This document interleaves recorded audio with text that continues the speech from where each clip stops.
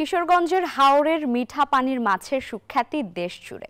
কিশোরগঞ্জ হাওরের বেশিরভাগ অংশের মাছ কিশোরগঞ্জের বালিখোলা মাছ বাজার থেকে সারা দেশে ছড়িয়ে পড়ে। আর এই বিষয়ে বিস্তারিত জানাবেন সহকর্মী টিটু দাস। টিটু, মাছের দাম কেমন জানাবেন?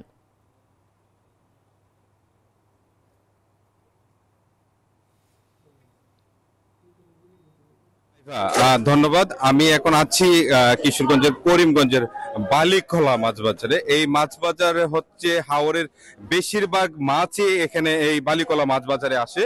আপনি যদি আপনার যদি একটু দেখাই, এই মাছ বাজারে এখন পর্যন্ত যে মাছগুলো এসেছে, এই যে আমরা দেখতে পাচ্ছি আইড়, বোয়াল, বাইম, দেশি রুই, সবগুলো মাছ এখানে আসে। তবে এই এই এই মৌসুমটা এখন মাছের মৌসুমটা এখন কমে গেছে, কারণ মাছের যে মৌসুম এটা হচ্ছে মানে বাংলা হচ্ছে কার্তিক অগ্রহায়ণ মাসে এখানে প্রচুর মাছ আসে। এখানে প্রতিদিন কোটি টাকার মাছ কেনা বেচা হয়।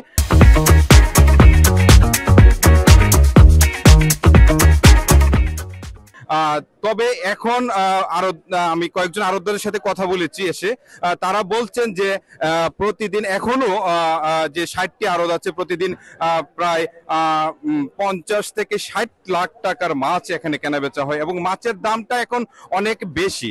যেমন আমরা একটি আইড় মাছ দেখেছিলাম, একটা 9 কেজি ওজনের আইড়, এটি প্রায় 1780 টাকা কেজি দরে বিক্রি হয়েছে।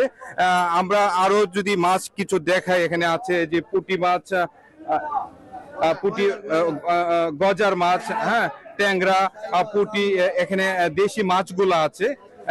আমরা পরবর্তী খবরে হচ্ছে আরো মাছ দেখাবো। এই ছিল আমার কাছে কিশোরগঞ্জের বালিখোলা থেকে সবশেষ।